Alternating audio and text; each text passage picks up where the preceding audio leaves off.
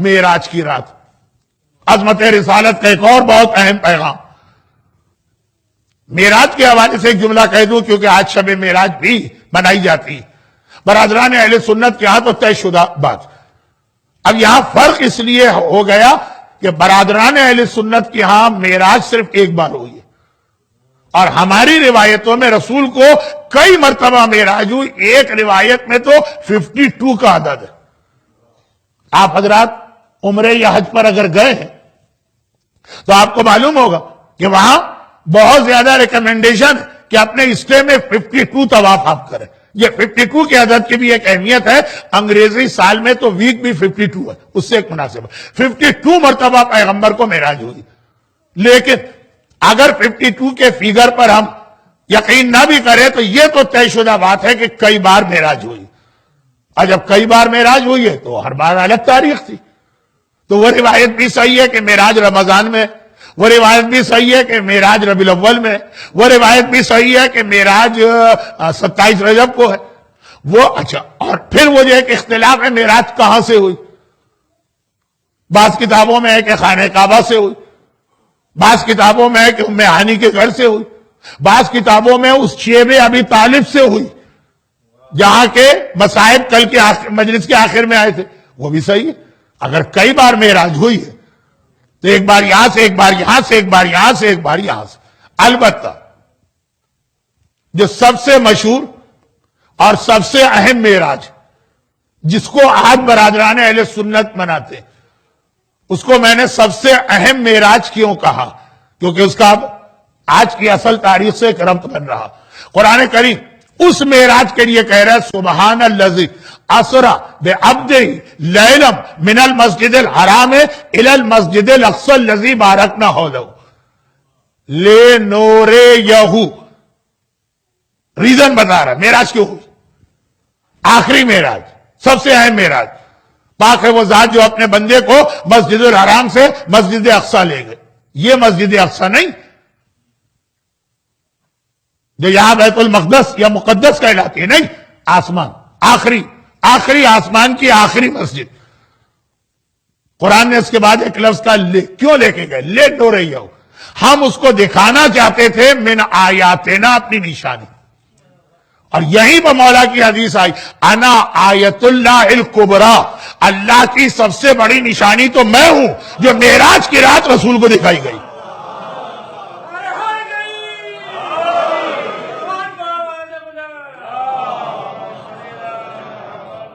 سب سے اہم معراج, غالباً آخری معراج, اور سب سے مشہور معراج جو 27 رجب کی مناسبت بنے, وہ اس لیے ہوئی کہ علی کی ولایت و امامت کا اس معراج میں اعلان کرنا تھا.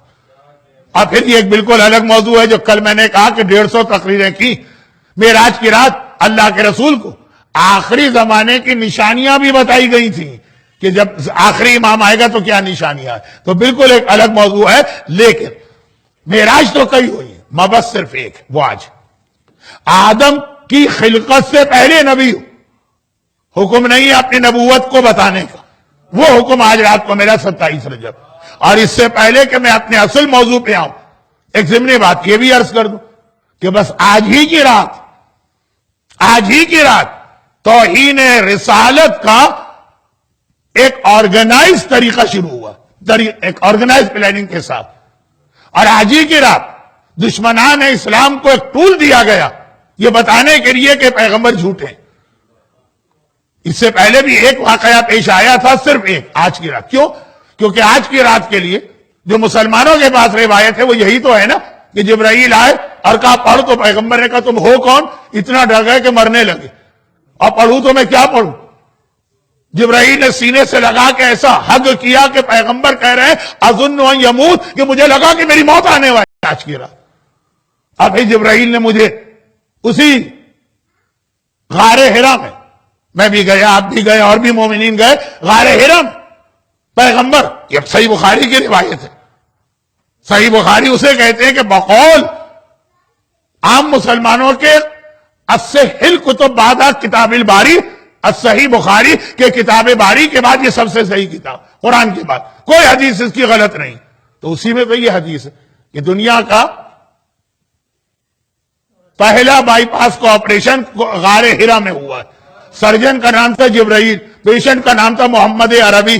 اور یہ بائی پاس کا آپریشن کیوں ہوا؟ پیغمبر کا سینہ کاٹا جا رہا, اور اس کے بعد پیغمبر کے دل میں کالے رنگ کا دھبا نظر آیا, وہ جبرائیل نے نوچ کے پھینکا اور پھر دوبارہ سینے کو جوڑ دیا. میرا اسکول لائف کا زمانہ تھا 1967. ساؤتھ افریقہ سے اطلاع آئی کہ ڈاکٹر کرسچن برنارڈ نے پہلا ہارٹ ٹرانسپلانٹ کا آپریشن کیا. ہم نے کہا صحیح بخاری میں تو 1400 سال پہلے یہ چیزیں آ گئی. مسلمانوں کی ایک عادت یہ بھی تو ہے نا, کوئی بھی نئی دریافت ہو, کوئی بھی نئی ڈسکوری ہو, کوئی بھی نئی تھیوری ہو, ہماری کتاب میں تو پہلے ہی آ گئی ہے یہ چیز. پیغمبر کا سینہ کاٹا گیا اور دل میں سے ایک کالا دھبا نکال کے پھینکا گیا. اب پیغمبر نے پوچھا جبرائیل یہ کیا ہے؟ کہا آپ کے دل میں شرک تھا, آج آپ کے دل سے وہ شرک نکال کے پھینکا گیا ہے. اور یہ سب ہونے کے بعد بھی جبرائیل سے بات بھی ہو گئی. پہلے تو پہچان ہی نہ پائے کہ یہ ہیں کون. اب جبرائیل نے ایسا گلے سے لگائے کہ پیغمبر مرنے لگے. اب کہا پڑھو تو سمجھ میں نہیں آیا کیا پڑھوں. اب پھر یہ آپریشن ہوا, پھر گھر آئے.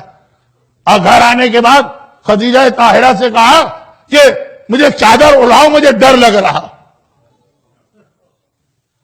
زملونی زملونی دسرونی دسرونی, چادر اڑاؤ, جس سے یا ایھا المدثر یا ایھا المزمل بنا.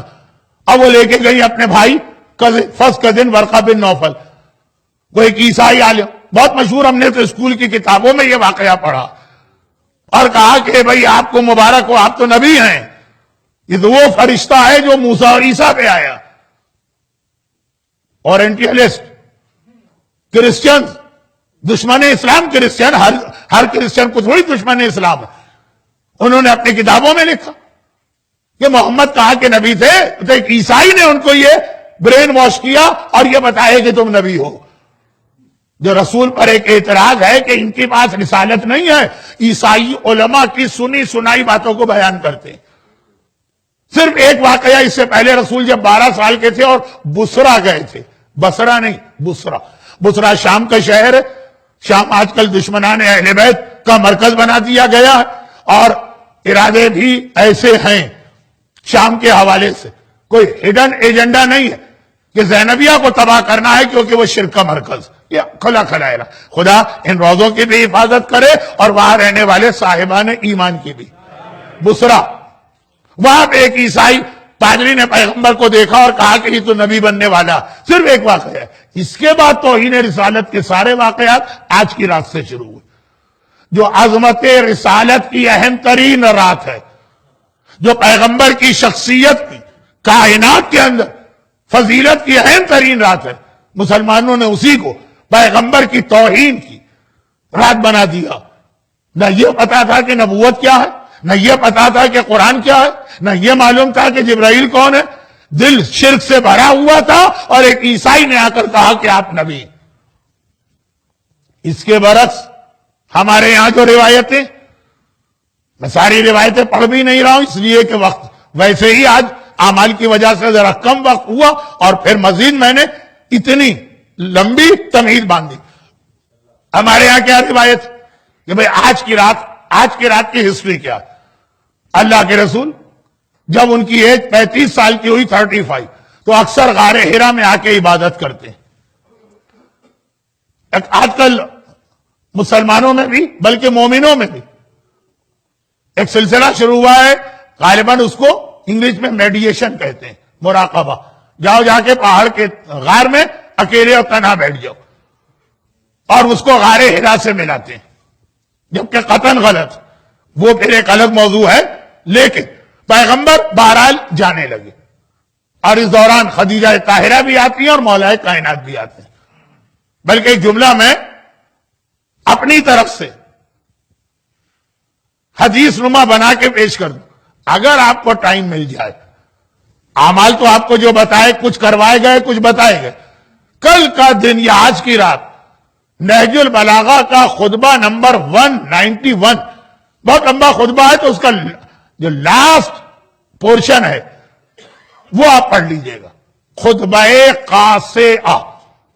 اب جب نمبرنگ بتائی جائے نہج البلاغہ کی نا, تو 1+1- کا خیال کیجئے گا. کیونکہ نمبرنگ میں ذرا اختلاف ہے، خطبہ قادسیہ 190 یا 191، اس میں مولائے کائنات نے غار حرا میں آج کی رات کی کیفیت بتائی، مبعث کی صحیح معنوں کے اندر تشریح مولا کے اس خطبے کے اندر ہے، بہت اہم خطبہ۔ کہا کہ میں تو بچپنے سے رسول کے ساتھ اس طرح سے چلتا تھا جیسے اونٹنی کے پیچھے اس کا بچہ چلتا ہے، اور رسول کس طرح سے میری کیئر ٹیکنگ کرتے تھے۔ بلکہ اگر یہ جملے کسی عالم نے لکھے ہوتے تو شاید آپ کو اچھا نہیں لگتا، لیکن وہاں تو نہج البلاغہ میں مولا کے جملے کہ مجھے اپنے پہلو میں لٹاتے ہیں، مجھے کس طرح سے تھپکی دے دے کے سلاتے ہیں، غذا کو پہلے اپنے منہ میں چبا کے نرم کر کے پھر مجھے کھلاتے ہیں، یہ وہی خطبہ۔ اور اس میں پھر آیا کہ میں ہر جگہ ساتھ رہتا تھا، حتیٰ غار حرا میں بھی ساتھ تھا۔ اب ادھر یہ بات ہو رہی ہے کہ پیغمبر اکیلے تھے تو جبرائیل کو دیکھ کے ڈر گئے، یہاں مولا کی گواہی۔ تو خیر اب وہ بہت ساری باتیں جمع ہو رہی ہیں، مختصر آج کی رات ختم ہوئی، فجر کا وقت جب آپ روزہ شروع کریں گے، جبرائیل 70,000 فرشتوں کے ساتھ آئے اور اپنے ساتھ ایک جنت کا تاج لائے، جنت کا لباس لائے، جنت کے سونے کی کرسی لائے، کرسی لا کے غار حرا میں رکھی۔ اب آپ کہیں گے غار حرا میں ایک آدمی کے کھڑے رہنے کی جگہ نہیں، یہ مادی چیزیں نہیں ہیں، یہ سب روحانی چیزیں۔ وہ کرسی رکھی، پیغمبر کو بٹھایا، جنت کا لباس، اوپر کی عبا پہنائی، سونے کا تاج، باقاعدہ یہ چھٹے امام کا جملہ ہے، ہاتھ باندھ کے ایسے کھڑے ہوئے جیسے غلام اپنے آقا کے سامنے کھڑا ہوتا۔ اور پھر یہ پہلی وحی پہنچائی، بسم اللہ الرحمن الرحیم، اقرا بسم ربک الذی خلق۔ آج بچوں کے لیے آج قرآن کی برتھ ڈے، آج کی رات قرآن نازل ہونا شروع ہوا۔ قرآن دنیا کے سامنے کب آیا؟ 23 سال میں پہلی آیت، پہلی وحی، پہلی 5 آیتیں آج کی رات۔ آج فجر کا وقت ہے، قرآن کے نازل ہونے کی سالگرہ۔ اقرا بسم ربک الذی خلق۔ اب پیغمبر نے بڑی شان کے ساتھ اس کو دہرایا۔ راوی نے ایک سوال کیا امام سے، بہت ساری چھوٹی چھوٹی باتیں میں جمع کر رہا ہوں، اصل عنوان پہ آ ہی نہیں پا رہا ہوں، لیکن اب آتا ہوں۔ راوی نے کہا کہ مولا، میں نے آپ کے بزرگوں سے یہ بھی سنا ہے، 5ویں امام کی حدیث، کہ اللہ کے رسول ایک بار اونٹ پر سوار ہو کے جا رہے تھے کہ ایک مرتبہ وہ اونٹ اس طرح سے جھکا کہ جیسے کوئی بہت زیادہ وزن لاد دیا جائے نا تو جانور جو ہے وہ سمجھے اس کی ٹانگیں ٹوٹنے لگتی، اور زمین سے جا کے ٹکرا گیا اس کا پیٹ۔ اب پیغمبر کی بھی عجیب کیفیت، چہرے پہ پسینہ۔ اور پھر بعد میں کسی نے پوچھا، یا رسول اللہ آپ کی کیا حالت تھی؟ کہا مجھ پر وحی نازل ہو رہی تھی۔ تو آپ کے بزرگ بتا رہے ہیں کہ جب وحی نازل ہوتی تو پیغمبر اتنے پریشر میں آ جاتے تھے، بہت سارے اور جملے ہیں میں پڑھ نہیں رہا ہوں وقت بچانے کے لیے، پسینے پسینے ہو جاتے ہیں، جانور کی کمر ٹوٹنے لگتی ہے وحی کی وجہ سے۔ اور ادھر آپ کہہ رہے ہیں کہ وحی نازل ہوئی تو سونے کی کرسی پہ بٹھایا اور تاج پہنایا، اور جبرائیل ہاتھ باندھ کے کھڑے ہوئے، اور پیغمبر نے اس طرح سے قرآن کی وحی سن کر تلاوت کی جیسے بادشاہ۔ تو دونوں میں صحیح کیا؟ ایک جواب دیا اس کا امام نے، میں یہ اور بھی کچھ مومنین نظر آ رہے جو مکہ مدینہ بہت گئے۔ امام نے کہا اللہ اپنے حبیب پہ 2 طریقے سے وحی بھیجتا تھا، ایک جبرائیل کے ذریعے سے، جب جبرائیل کے ذریعے سے آتی تھی، یہ جملہ ہے امام کا، تو جبرائیل میں بھی ہمت و مجال نہیں تھی کہ پیغمبر کی بارگاہ میں آئیں۔ پیغمبر نہیں ڈرتے ہیں، جبرائیل ڈر رہے ہیں، اور وہ پیغمبر کے حجرے کے باہر باب جبرائیل پہ کھڑے ہوتے ہیں۔ یہ امام کی حدیث کا لفظ ہے، باب جبرائیل۔ پہلے اجازت مانگتے ہیں، پھر غلاموں کی طرح آتے ہیں، اور بڑی شان سے پیغمبر وحی کو ریسیو کرتے ہیں۔ لیکن اللہ کبھی، اور کبھی کا مطلب یہ نہیں ہے کہ 1000 میں ایک، اکثر اپنی وحی حبیب پر براہ راست بھیجتا ہے، جبرائیل کی بھی ضرورت نہیں ہے۔ اس وقت جو وحی کا وزن ہوتا ہے تو ہمارے جد کی یہ حالت ہو جاتی ہے، سوائے شب معراج کے، وہاں جو اللہ نے وحی نازل کی تو کتنی عظمت پیغمبر کی اس وقت تھی۔ لیکن باقی یہ فرق ذہن میں رکھو، جبرائیل کی وجہ سے پیغمبر کبھی ڈرے نہیں ہیں، جبرائیل کی وجہ سے پیغمبر کبھی وحی میں زبان لڑکھڑائی نہیں ہے، وہ تو ہاتھ باندھ کے غلاموں کی طرح آتا ہے۔ آج کی رات پہلی وحی چونکہ جبرائیل کے ذریعے آئی، ہاتھ باندھ کے آیا، اقرا بسم ربک الذی خلق، خلق الانسان من علق، اقرا وربک الاکرم الذی علم بالقلم، علم الانسان ما لم یعلم۔ ترجمہ بھی نہیں کر رہا ہوں کیونکہ اصل موضوع پہ آنا۔ اور اس کے بعد وہی نازل ہو، جبرائیل چلے گئے۔ اب پیغمبر جس مشن پر 5 سال سے غار حرا آ رہے تھے پورا ہو گیا، چنانچہ وہاں سے سیدھے حضرت خدیجہ کے گھر کی جانب گئے۔ یہاں پہ ایک لفظ اور آتا، اور وہ یہ کہ جب پیغمبر اب جو غار حرا سے نکلے تو وہ جو پیغمبر کے چہرے کا نور ہے کہ آدھی رات کو بھی جب پیغمبر بستر پہ لیٹتے ہیں تو پورا حجرہ روشن ہو جاتا ہے۔ اچھا، صحیح بخاری کی باقی باتوں کو تو ہم صحیح نہیں مانتے، اس کو صحیح مانیں گے کہ حضرت عائشہ کہتی ہیں کہ جی وہ اتنی روشنی ہوتی تھی جب پیغمبر حجرے میں آتے تھے کہ اگر سوئی زمین پہ گر جائے تو میں روشنی میں سوئی ڈھونڈ لیتی تھی۔ یہ غار حرا میں آج کی رات پیغمبر کا نور اس وقت تک چھپا ہوا تھا، آج کی رات کے نور چہرے پہ آیا۔ نور ہمیشہ سے تھا، آج چہرے پہ آیا، آج سے چہرہ اتنا روشن ہو گیا۔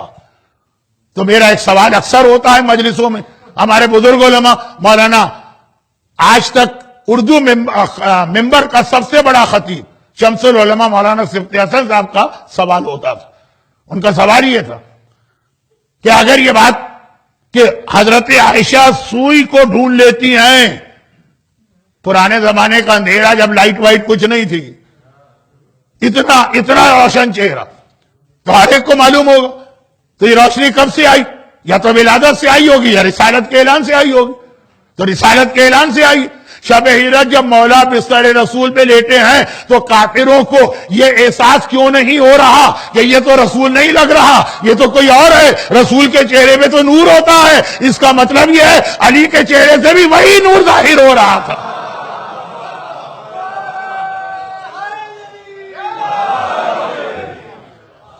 اب اکثر لوگوں کو شکایت ہوتی ہے کہ مولانا آپ کے موضوعات میں مولا کا ذکر کم ہوتا۔ آج کی رات جب میں پڑھتا ہوں تو الٹی شکایت ہوتی ہے کہ مولانا آج کی رات تو رسول خدا کی رات ہے اور اس کے اندر آپ مولا کا ذکر لائے۔ اس کی وجہ ابھی آ رہی ہے، خطبہ قاسیہ کا میں نے ریفرنس ایک خاص وجہ سے دیا کہ ایک بار پیغمبر حجرہ خدیجہ میں آئے، غار حرا سے چلے اور حضرت خدیجہ کے گھر پہنچے، چہرہ اتنا نورانی۔ البتہ اب یہ دن کا وقت ہو چکا، جہاں سے پیغمبر گزر رہے ہیں، یہ کل کی صبح کی فضیلت سنیے۔ جب غار سے نکلے، پہاڑ کے ہر پتھر نے کہا السلام علیکہ یا نبی اللہ، ہر درخت نے کہا السلام علیکہ یا رسول اللہ، ہر جانور نے کہا السلام علیکہ یا حبیب اللہ۔ اور اس طرح پیغمبر جمادات ہو، نباتات ہو، حیوانات کا سلام لیتے ہوئے خانہ خدیجہ میں پہنچے۔ خدیجہ طاہرہ گھبرا گئے، یا رسول اللہ آج آپ کا چہرہ اتنا روشن۔ اب دیکھیں روایتیں کس طرح الٹی کی گئی۔ حضرت خدیجہ کا احترام ہم سے زیادہ کون جانتا، مگر خدیجہ رسول سے زیادہ افضل تو نہیں ہے۔ دنیا کہہ رہی ہے رسول گھبرا گئے، خدیجہ نے تسلی دی۔ امام فرما رہے نہیں، خدیجہ گھبرا گئے، کہا یا رسول اللہ اس وقت آپ کے چہرے کے اوپر اتنی روشنی، اتنا نور۔ کہا کہ اے خدیجہ، وہ وقت آ گیا جس کے لیے اللہ نے مجھے کب سے خلق کیا تھا اور مجھے حکم آ گیا نبوت اور رسالت کا۔ خدیجہ نے مسکرا کے کہا میں تو پہلے سے جانتی تھی کہ آپ نبی ہیں اور میں انتظار کر رہی تھی کہ آج کا دن کب آتا۔ ہماری ماں خدیجہ، ہماری ماں قربان ہماری جان کہہ رہی ہے میں انتظار کر رہی تھی آج کا دن کب آتا ہے۔ اور ایک بار پیغمبر نے کہا کہ اے خدیجہ اب میں کچھ دیر آرام کرنا چاہتا ہوں، چادر لا کے اوڑھاؤ۔ خدیجہ نے چادر اوڑھائی، مولا قریب آئے۔ مولا اب یہاں سے دیکھیے علی کا ربط ملا۔ اور ایک مرتبہ کہا کہ یا رسول اللہ ابھی میں نے کسی کے چیخ کے رونے کی آواز سنی ہے۔ 27 رجب ہماری سب سے بڑی عیدوں میں سے ایک، اور اس دن کوئی رو رہا۔ اور رونے والے تو آپ کو تاریخ میں بہت ملیں گے، لیکن آج میں کسی اور رونے والے کی بات کر رہا ہوں۔ خطبہ قاسیہ میں رونے کا لفظ نہیں ہے، کہا کہ چیخ کی آواز میں نے سنی۔ اور معصوم کی جو حدیث میں پڑھ رہا ہوں غار حرا سے، کہ چیخ چیخ کے رونے کی آواز سنی. پیغمبر نے کہا کہ یا علی، خالی تم نے نہیں سنی، میں بھی سن رہا ہوں، کیونکہ جو میں دیکھتا ہوں وہی تم دیکھتے ہو، جو میں سنتا ہوں وہی تم سنتے ہو. یہ شیطان ہے جو چیخ چیخ کے اس لیے رو رہا ہے کہ آج جا کے وہ پہلی بار مایوس ہوا. آدم کے وقت سے کہا تھا نا کہ آپ کے ایک ایک، خدا سے کہا تیرے ایک ایک بندے کو بہکاؤں گا. آدم آئے، نوح آئے، ابراہیم آئے، اسماعیل آئے، موسیٰ آئے، عیسیٰ آئے. شیطان ہمیشہ بہکانے کے مشن میں رہا تھا. آج وہ مایوس ہوا ہے کہ اب میرا کوئی زور نہیں چلے گا، اب انسانیت کو نجات دینے والا رسول آ گیا. مگر رسول نے ایک جملہ اور کہا جس کی وجہ سے میں نے اعمال میں ایک پوائنٹ آپ کی طرف آپ کی توجہ مبذول کرائی. کہا کہ اے علی، شیطان خالی میری رسالت کے اعلان سے مایوس نہیں ہوا ہے. بھئی رسالت لے کے تو ابراہیم بھی آئے اور موسیٰ بھی آئے اور عیسیٰ بھی آئے. ان کی رسالت آئی تھی، رسالت کی حفاظت کا انتظام نہیں ہوا تھا، تو ابراہیم کی محنتیں ضائع کر دی گئی، موسیٰ کی محنت ضائع کر دی گئی. شیطان آج مایوس ہوا کیونکہ میری رسالت کے ساتھ تمہاری ولایت رسالت کی محافظ بن کے آئی ہے.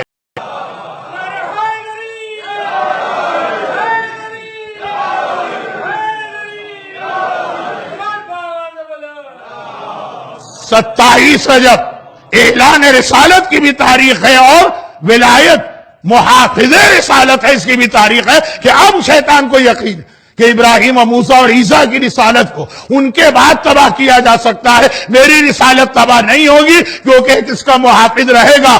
علی ہے تو علی رہے گا، آخری زمانے میں علی کا بیٹا پردہ ہے غیبت میں صحیح، لیکن بحیثیت محافظ رہے گا. تو آج کی رات بہت ساری خوشیاں جمع ہو گئی. مگر پھر اس کے بعد آخری دو جملے، باتیں تو اور کہنا تھی، خاص طور پر اس حوالے سے کہ علی محافظ رسول بن رہے ہیں.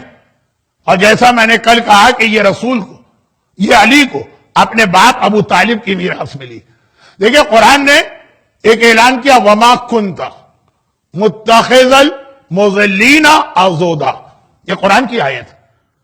اے حبیب، تمہارا اور موسیٰ کا معاملہ الگ ہے، تمہارا اور عیسیٰ کا معاملہ الگ ہے، تمہارا اور نوح کا معاملہ الگ ہے. تمہارا مددگار میں کسی گمراہ کو نہیں بناؤں گا. موسیٰ کے لیے آپ کہہ سکتے ہیں کہ جی وہ تو فرعون کے محل میں تو وہ بھی پروان چڑھے، وہ موسیٰ. کہا تمہارا مددگار کبھی بھی کوئی گمراہ نہیں ہوگا جو تمہارا مددگار ہے. یہ دلیل اس بات کی ہے کہ وہ ہدایت کے اوپر ہے اور مومن ہے، صاحب ایمان ہے. خود پیغمبر کو یہ شرف اللہ نے دیا. ابو طالب کے ایمان کو قرآن کریم اس آیت کے ذریعے کتنے حسین انداز میں پیش کر رہا.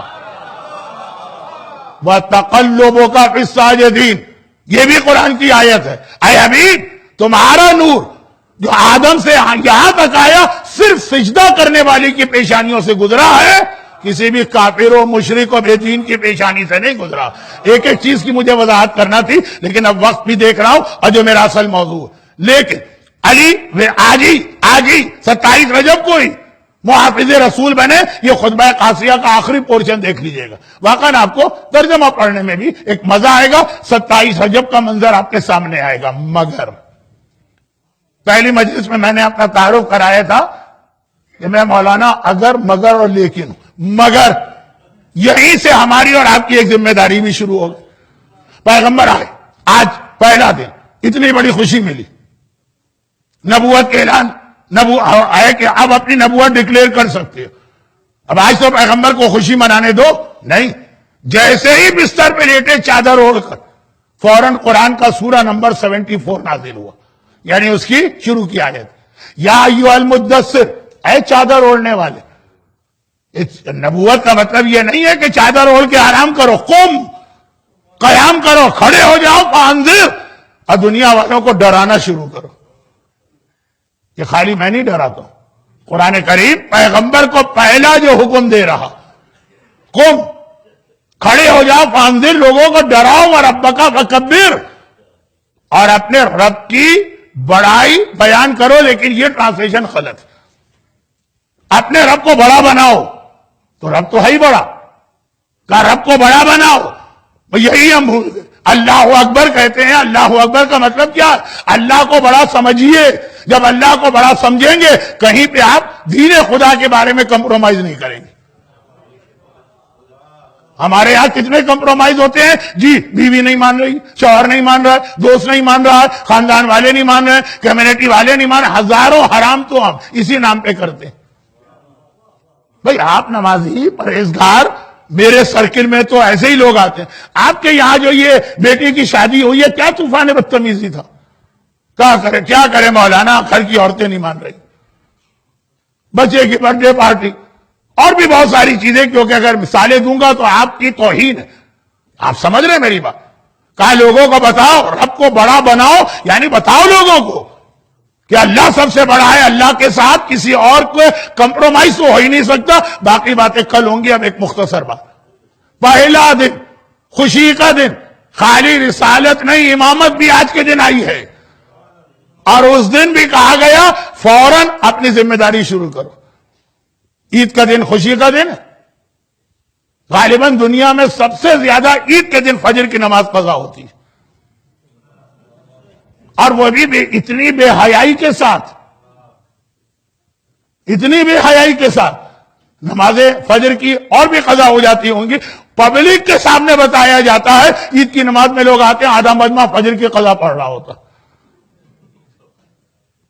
کہ بھئی وہ سنا ہے کہ پہلے قضا پڑھتے ہیں پھر وہ نماز پڑھی جاتی ہے. عید جو واجب نماز بھی نہیں وہ قضا کر دو, اس میں کوئی حرج نہیں. وہ تو قضا نہیں کریں گے. عید کس دن ہے اس بات پہ مہاراجے کی گردن میں چھری پھیر دیں گے. A old man sitting in Qum or Najaf spoiled a old crazy man. یہ جملہ میں نے خود فیس بک پہ کسی بچی کا دیکھا. Spoiled our Eid. اب فجر کی نماز. بھائی مولانا, اب میں پھر آ گیا رضویہ سوسائٹی پر. جو لوگ رضویہ سوسائٹی کو نہیں جانتے ہیں وہ پوچھ رہے کراچی والوں سے, صاحبان ایمان کی بستی تھی, باقی توہین نہیں کر رہا ہوں, وہیں کی گلیوں میں میرا بچپنا گزرا. لیکن 9 ربیع الاول چندہ جمع ہوتا تھا وہاں پر, ڈونیشنز. جب ہمارے ہاں اس زمانے میں جب میرا بچپنا تھا $1 کیا $0.50 بھی بہت بڑی بات تھی. یہاں تو میں دیکھ رہا تھا کہ آپ کا یہ اتنا شاندار پروجیکٹ, لیکن ابھی پہلا فیز ہے, مزید باقی ہے. اس دن ڈونیشن کی اپیل ہو رہی تھی, کوئی ٹچ سے مذہبی نہیں ہو رہا تھا, لیکن لوگ یقیناً ہوئے ہوں گے اور چھپ کے مدد کرنا چاہتے ہوں گے. لیکن مجھے یاد ہے کہ جیسے ایک بچہ بھی کتنا پیارا لگ رہا تھا, سویٹس تقسیم کر رہا تھا, یہ چاکلیٹس. اسی طرح کے بچے جن میں میں بھی شامل تھا, میں بھی کبھی بچہ رہ چکا ہوں تو میں بھی شامل تھا. وہ محرم شروع ہونے سے پہلے ہم گلی گلی گھر گھر جاتے تھے, ڈونیشن چاہیے کیوں, سبیل لگانا. اب محرم کی آخری تاریخیں ہوتی تھی, ڈونیشن چاہیے کیوں, کہا 9 ربیع الاول کو انڈین فلم دکھانا. اس زمانے میں بہت بڑی بات تھی. جو مین روڈ تھی نا جہاں سے پہلی محرم کا جلوس نکلا کرتا تھا, 9 ربیع الاول کو وہیں پہ اسٹریٹ کے اوپر اسکرین لگا کے, اس زمانے میں بہت بڑی بات تھی, بہت بڑی بات. اب کوئی عالم بولا کہ مولانا ایک تو خوشی کا دن آیا, آج تو ہمیں خوشی منانے دیجیے. ہمارے یہاں ہر خوشی کا مطلب ہے شیطان کی اطاعت, دین کی مخالفت. اور آج اتنی بڑی خوشی آئی, پیغمبر سے کہا کچھ دیر بھی آرام نہ کرو, آج تو تمہاری ذمہ داری زیادہ ہے. اور بس آخری بات سن لیجئے, گرچہ یہ آخری بات تھوڑی سی لمبی ہو جائے گی لیکن آخری بات, اور وہ یہ کہ اب قرآن نے پہلے دن 2 وحی آئی ہیں, ایک نہیں. ایک غار حرا میں آئی فجر کے وقت, اور ایک تھوڑی دیر کے بعد جو فارسی میں کہتے ہیں چاشت کا وقت, جس کے لیے ہمارے پاس 2 خصوصی اعمال ہیں. ایک عاشورے کے اعمال کے لیے ریکمنڈیشن ہے, نہ رات کو ہوں گے, نہ فجر میں ہوں گے, نہ دوپہر کو ہوں گے, چاشت کے وقت. اور ایک دعائے ندبہ کے لیے حکم ہے کہ دعائے ندبہ نہ رات کو پڑھی جائے گی, نہ دن کو پڑھی جائے گی, نہ شام کو پڑھی جائے گی, چاشت کے وقت. یہ مستحبات ہیں, واجبات نہیں ہیں, لیکن ریکمینڈڈ ٹائم چاشت. اس وقت دوسری وحی آئی. فجر اور چاشت میں کتنا فاصلہ ہے, گھنٹے کا بھی نہیں. کہا کہ بھائی دوسری وحی آ گئی کہ اب دین خدا دوسروں تک پہنچاؤ. برحمتك يا أرحم الراحمين وصلى الله على محمد وآله عليه الطاهرين